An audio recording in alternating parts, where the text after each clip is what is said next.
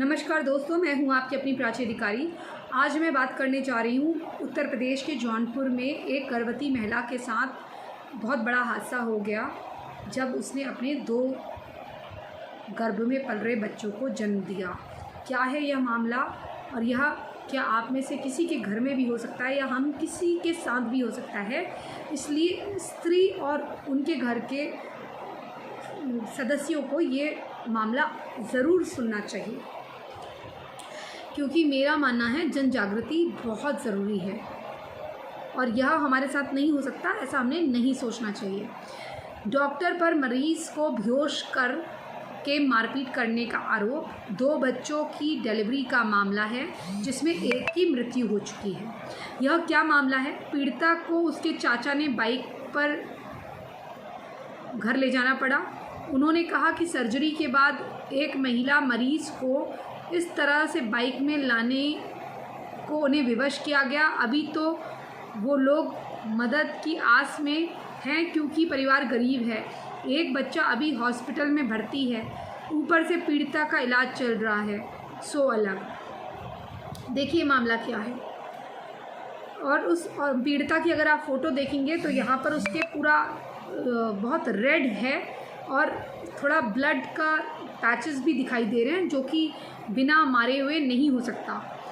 अब वो कितना सच है, कितना वो है, ये तो हमें देखना पड़ेगा। ये मामला क्या है ये मैं आपको बता देती हूँ।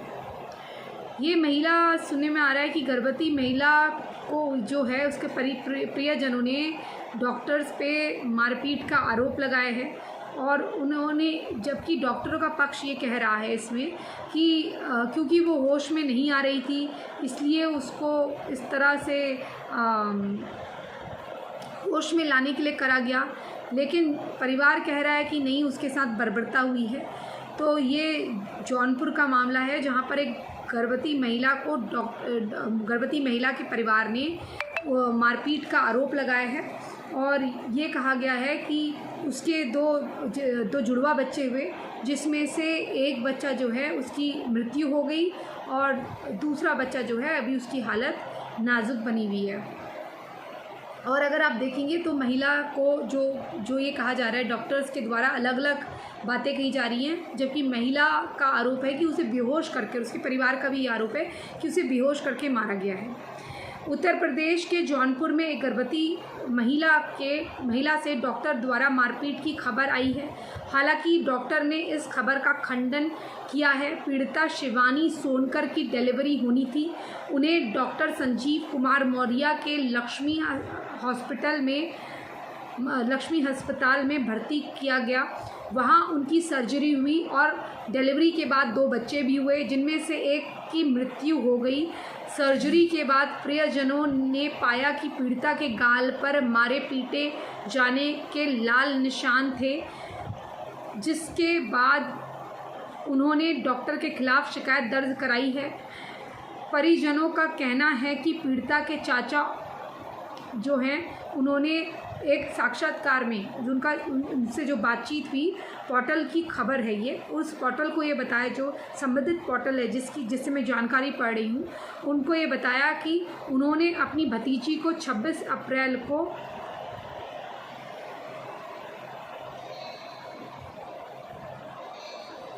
अस्पताल में दिखाना शुरू किया था। उन्होंने अपनी जो भतीजी थी उसकी जब तबीयत ख़राब होती थी तो वो 26 अप्रैल को पिछले साल उसको लेकर आए थे। उसके बाद वो उसे वहाँ दिखाने लगे और बाद में जब वो प्रेग्नेंट हुई तो उसके बाद भी इसी अस्पताल में ये बताया गया कि आपके गर्भ में 2 जुड़वा बच्चे पल रहे हैं, जो शिशु रोग विशेषज्ञ थे। उसके बाद उसे भर्ती कराया गया। जब वो प्रेग्नेंट हुई, उसकी डिलीवरी का जब टाइम आया, इस साल जब डिलीवरी का टाइम आया, तो ये बताया गया कि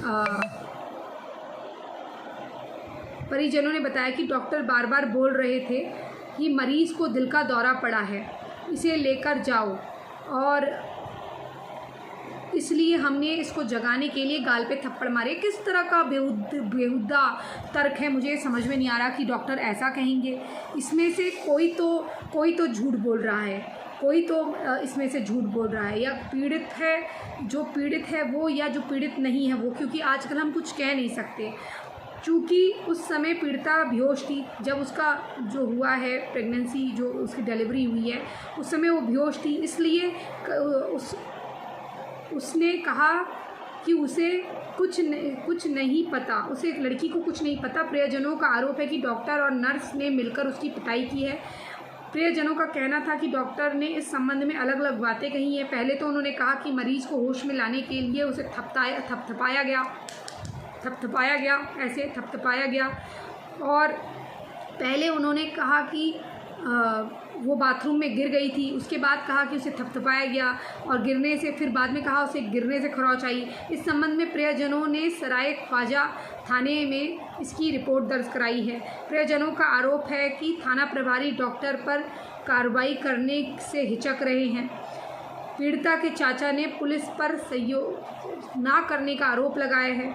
उन्होंने कहा है कि नेताओं और पत्रकारों के फ़ोन आए हैं, लेकिन अब तक किसी ने कोई मदद नहीं करी है। स्थानीय सपा बसपा नेताओं ने भी उनसे संपर्क किया है, लेकिन अभी तक किसी ने पीड़ित परिवार की वास्तविक मदद नहीं करी है। हालांकि डॉक्टर प्रियजनों के पास जाकर माफ़ी मांगी है। उनका कहना है कि डॉक्टर इस मामले में समझौता करने के लिए प्रियजनों के पास आए थे और जितना भी खर्च हुआ है उसे वापस देने की भी पेशकश की है। डॉक्टर ने भी माफ़ी मांगी है। प्रियजनों का आरोप है कि डॉक्टर ने मरीज को अस्पताल से निकाल दिया। उनका कहना है कि उन्हें अस्पताल में मरीज को निकाला तो कम से कम एम्बुलेंस मुहैया करानी चाहिए थी। देखिए, ये चीज़ गलत है।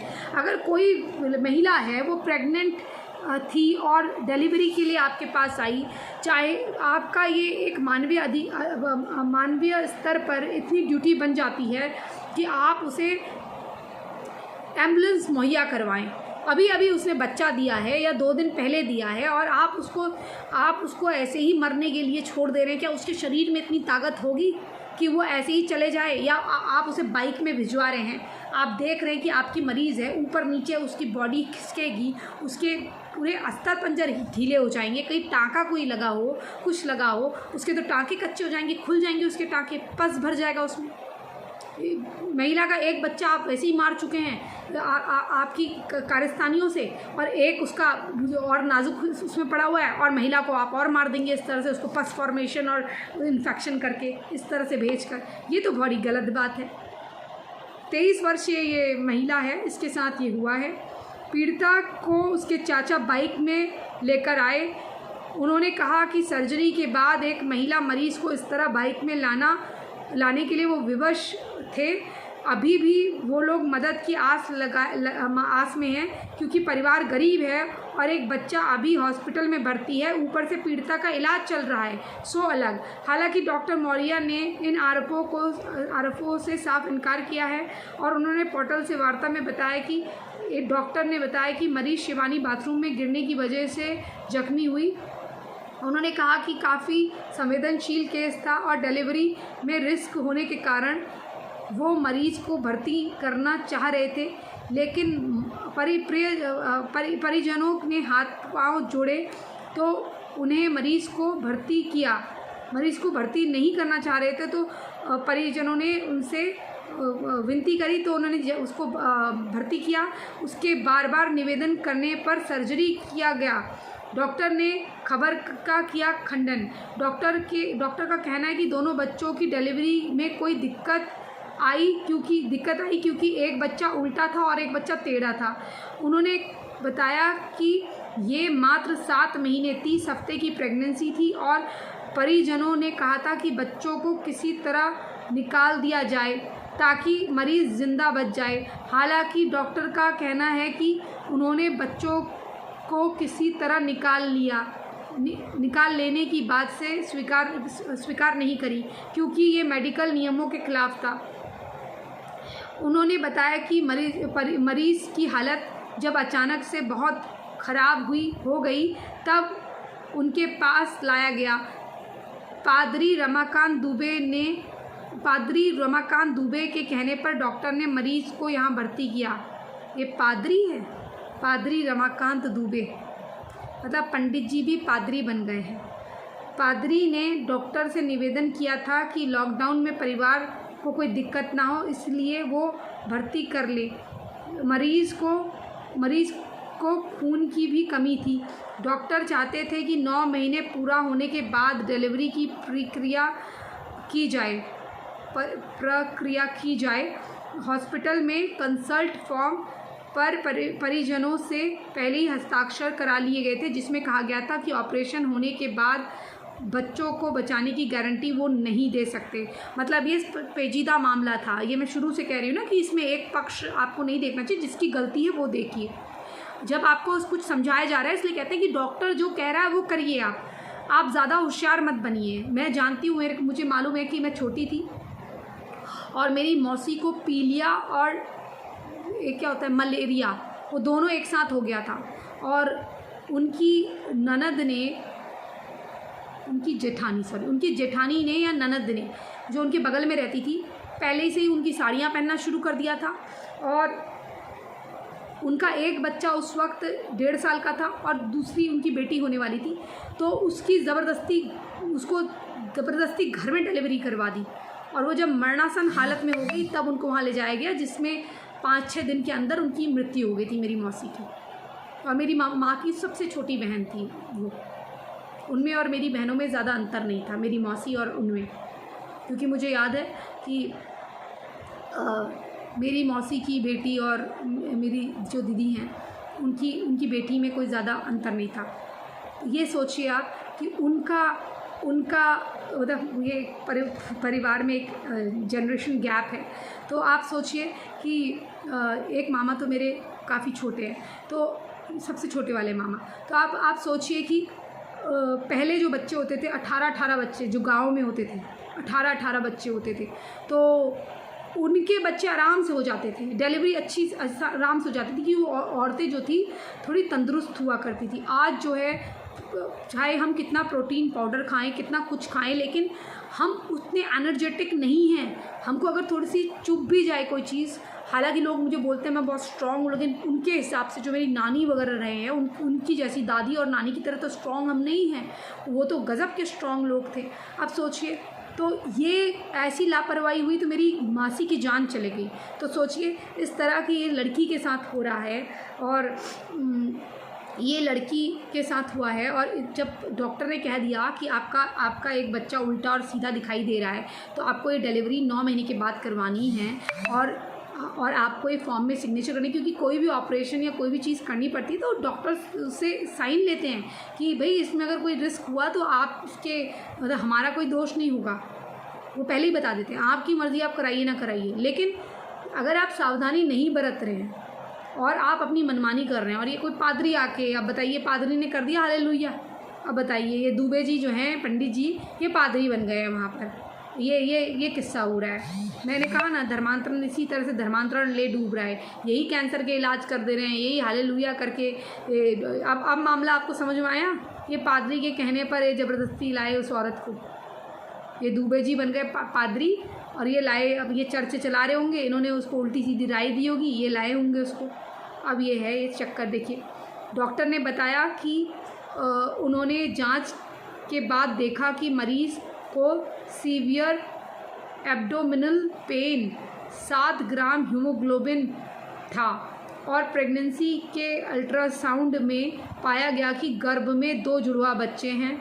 उन्होंने कहा कि लोगों ने आधी अधूरी खबर पढ़कर अभद्र कमेंट भी किए हैं। देखिए ये तो है, अभी हमें भी गुस्सा आ रहा था, लेकिन जो अब ये बात सुनने में, अब जो मैं आपके सामने पढ़ी तो मेरा रिएक्शन चेंज भी हो रहा है। डॉक्टर मौर्य ने बताया कि उन्होंने ही बच्चों को शिशु रोग विशेषज्ञ के सिंह के पास आईसीयू में भर्ती कराने की सलाह दी थी। ऑफ कोर्स अगर कोई बच्चों के क्रिटिकल कंडीशन का मामला है तो चाइल्ड स्पेशलिस्ट यानी कि शिशु विशेषज्ञ ही देखेंगे ना, उसको वही देखेंगे। कैंसर का इलाज कैंसर स्पेशलिस्ट करेगा या मनोचिकित्सक करेगा? तो उन्होंने शिशु रोग विशेषज्ञ यानी कि चाइल्ड स्पेशलिस्ट के सिंह के पास इनको आईसीयू में भर्ती कराने की सलाह दी थी। मरीज़ को 2 बार दौरा आया था, यानी कि उसको दिल का दौरा भी पड़ा है, जिसके बाद डॉक्टर को शक हुआ कि कहीं पहले से तो कोई समस्या नहीं है। बाद में परिजनों ने कहा कि उन पर भूत वगैरह आता है। कोई भूत वगैरह नहीं आता, ये कमज़ोरी की निशानी है, झटके आते होंगे, मिर्गी आती होगी, ये इस तरह की चीज़ आती होगी। और ये पादरी के चक्कर में पड़ के ये जो ईसाई धर्मांतरण, ये गंवार पने के कार्य हो रहे हैं ना, इसी का नतीजा है कि आधे से ज़्यादा लोग मरते हैं। और एक वो कैंसर का इलाज करता था हाथ से छू छू के, खुद वो एड्स से मरा था वहाँ तमिलनाडु में। इस तरह की चीज़ें ना करिए। किडनी फेलियर से एक तेलंगाना आंध्रा में मरा था, वो किडनी को ऐसे छूता था और कहता था अब तुम्हारी किडनी सही हो गई है। उनको दवाइयाँ दे देता था ड्रग वगैरह की, जिससे वो बेहोश रहते थे, हंसते रहते थे, लाइट हो जाते थे, उनको लगता था सब सही हो गया है। लेकिन जब फिर से असल ज़िंदगी में पेन होता था फिर से दवाई दे देता था। ऐसे करके वो मर जाते थे। खुद भी मर गया एक दिन किडनी फेलियर से। ये लोग खुद को सही नहीं कर सकते, आपको सही करेंगे? लोग भी कहाँ पढ़े हैं, साइंस टेक्नोलॉजी इतना वो कर चुकी है, जब डॉक्टर मना कर रहा है तो कहाँ पढ़े हो। इसलिए उनकी मदद करें। अभी बाद में परिजनों ने पादरी के पास कॉल किया। अभी ये देख लीजिए, सुन लीजिए। अब वो इसके बाद किसी पादरी से इलाज चल रहा था, पादरी से इलाज चल रहा था। मतलब देखिए मेरा शक कितना सही था। डॉक्टर बता रहे कि इन्होंने कहा कि इनको भूत वगैरह आता है, जिसका पादरी से इलाज चल रहा था। पहले तो जाते थे झाड़ फूँक कराने, वो कम नहीं था। अब वो पहले तांत्रिकों के पास भूत प्रेत कराने जाते थे, अब पादरी बन के वो इनका इलाज कर रहा था। बाद में परिजनों ने पादरी के पास कॉल कर के मरीज़ के कान में ले जाकर 2 बार प्रार्थना भी पढ़वाई। मतलब ये क्रिश्चियन बन गए होंगे ना, ये जीसस मसीह नहीं आए इनको बचाने के लिए, ईसा मसीह, जिशु। इस मामले में यूपी के डीजीपी ओपी सिंह ने हस्तक्षेप किया है। उन्होंने डॉक्टर से बात की और कहा कि परिवार गरीब है, इसलिए वो उसकी मदद करें। डीजीपी साहब मदद कर रहे हैं। डीजीपी ने पीड़ित परिवार से बात की और ये सारी बातें सुनी। इसके बाद मरीज़ को डॉक्टर BS उपाध्याय के पास भर्ती कराया गया है, वहीं उसका इलाज चल रहा है। जौनपुर पुलिस ने बताया कि दोनों पक्षों से बात सुनकर उचित कार्रवाई का आश्वासन दिया गया है। पुलिस ने कोई पक्षपात नहीं कराया। डॉक्टरों ने जानकारी दी है कि BS उपाध्याय के अस्पताल में CT स्कैन में पीड़िता को 2 जगह ब्रेन के कैल्सीफाइड सिस्ट, यानी कि वो जो थी गांठें, यहाँ ब्रेन में गांठें पाई गई हैं। डॉक्टर ने कहा है कि वो इस अफवाह से दुखी हैं और साथ ही पूछा है कि क्या किसी को मरते हुए व्यक्ति की जान बचाना गुनाह है। मतलब हमने जान बचाने की कोशिश करी तो क्या हमने गुनाह कर दिया। उन्होंने कहा कि परिजनों ने कहा था कि बिना माँ की बच्ची मर जाएगी और चारों तरफ से दबाव के बाद उन्होंने मरीज़ को भर्ती किया। मतलब एक खुद ही रिक्वेस्ट कर रहे हैं और खुद ही फिर डॉक्टर पे आरोप लगा रहे हैं। फिर ऐसे तो डॉक्टर भी आपका इलाज नहीं करेंगे भाई। मैं मानती हूँ अगर एम्बुलेंस नहीं दी तो ये आप गलती है, लेकिन गलती यहाँ पर पूरी इन लोगों की भी है, क्योंकि जब इनसे नॉर्म्स फॉलो करने को कहे गए तो फिर इन्होंने नॉर्म्स फॉलो क्यों नहीं करे। उस बच्चे का उस लड़की को 23 साल की लड़की को ढंग से इन्होंने परिवार में अच्छी तरह से रखना था। जब उसको ब्रेन की शिकायत थी तो उसको उस पादरी ढोंगी के पास ले जाने की क्या ज़रूरत थी। अगर उसके पास वो पढ़ा लिखा होता तो कोई जॉब नहीं करता, ये इस तरह का काम कर रहा होता। वो अगर वो वाकई में अच्छा पंडित होता तो मंदिर में पूजा पाठ करता। और कोई भी पूजा पाठ कर रहा व्यक्ति ये कभी नहीं कहता कि मैं तुम्हारे को देख लूँगा। कभी भी किसी आप अच्छे साधु संत के पास जाएंगे ना, वो आपको योगा कराएगा, लेकिन जो काम आपका ऑपरेशन से होता होगा तो कहेगा बेटा पहले योगा करो। अगर योगा से नहीं हो रहा है, जड़ी बूटियों से नहीं हो रहा है, यानी कि जो हर्बल मेडिसिन है उससे नहीं हो रहा है, तो जाके अपना इलाज एलोपैथिक डॉक्टर से कराओ। और ये मैं कोई हार्ट का सर्जन नहीं हूँ। हार्ट का सर्जन के पास जाओ, ये बोलते हैं। ब्रेन के सर्जन के पास जाओ, तुम्हें ब्रेन की प्रॉब्लम है तो ब्रेन उसके पास जाओ, ये बोला जाता है। आप ये इसके पास जा रहे हैं। कहते हैं कि अगर आपको, जैसे बाबा रामदेव बताते हैं कि आपके ट्यूब्स अगर खुले नहीं हैं, आपको गर्भधारण करने में कोई प्रॉब्लम आ रही है, जैसे हम देखते हैं तो वो कहते हैं कि जैसे हम पैरों को ऊपर उठा के कई आसनों के मुझे नाम नहीं मालूम है लेकिन मैं करती हूँ। कई बार हम पैर उठा के जब एक्सरसाइजेस करते हैं, ऊपर को हम पैर करते हैं सीधे और फिर पीछे को मोड़ते हैं, तो उससे हमारे बॉडी में ब्लड सर्कुलेशन होता है। तो बाद में मुझे मालूम चला कि ब्लड सर्कुलेशन के लिए ही नहीं है वो आसन, वो जो दूसरी महिलाएं जिनको डिलीवरी अपनी कंसीव करना है उनके लिए भी वो चीज़ अच्छी होती है। अगर आप में से कोई माँ बनने का सौभाग्य प्राप्त करना चाह रहे हैं तो वो अपने पैरों को ऊपर उठा के ऐसे पीछे की ओर को करिए ताकि आपके ट्यूब्स खुले। वो ट्यूब्स के लिए भी होता है, जो ब्लड सर्कुलेशन है उसका ट्यूब से भी मतलब है। तो ये हमें बाबा रामदेव की चीज़ों से पता चलता है कि जो हम एक्सरसाइजेस कर रहे हैं उसके विभिन्न प्रकार के फ़ायदे हैं। वो ना केवल हमारे पैरों को सुडौल बनाने के लिए है, ना केवल हमारे रक्तचाप को बढ़ाने के लिए है, अपितु हमारे जो ट्यूब्स हैं उसको खोलने के लिए भी। ज़रूरी नहीं कि आप गर्भाशय के ट्यूब केवल बच्चा पैदा करने के लिए खोल रहे हैं, वो अपने आप को तंदुरुस्त रखने के लिए, अच्छा रखने के लिए भी होता है, ताकि आपको कोई बीमारी ना हो, कोई आपके गर्भाशय में इन्फेक्शन ना हो। आप माँ बने या ना बने, लेकिन आपका गर्भाशय में इन्फेक्शन ना हो, कल को आपका गर्भाशय निकालना ना पड़े। इस तरह की चीज़ें आपको भी करनी चाहिए, अपने रूटीन में लानी चाहिए। लेकिन आपको, अगर आप माँ बनने वाली हैं या कोई भी किसी भी प्रकार की आपको बीमारी है, कृपया करके डॉक्टर के पास जाइए, डॉक्टर के पास, क्योंकि एकमात्र उपाय उनके पास है। मैं जानती हूँ अच्छे डॉक्टर भी हैं, बुरे डॉक्टर भी हैं, लेकिन आप पहले ये करिए, डॉक्टर के पास जाइए। पादरी, तांत्रिक, इनके चक्कर में मत लगिए, किसी के चक्कर में मत लगिए। योगा एक अलग चीज़ है, योगा एक साधना है, योग करना वो अलग चीज़ है, वो साथ साथ करिए, लेकिन डॉक्टर का प्रिस्क्रिप्शन फॉलो करिए कृपया करके।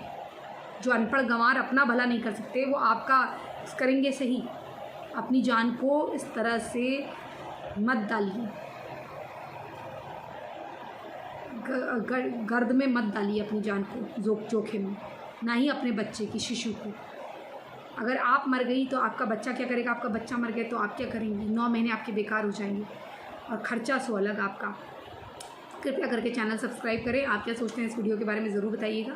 जय जय हिंद, जय जय भारत, वंदे मातरम, जय श्री राम। अगर कोई त्रुटि हो तो क्षमा करिएगा। मेन बात आपको ये जानकारी देना था ताकि आप सतर्क हो जाएं।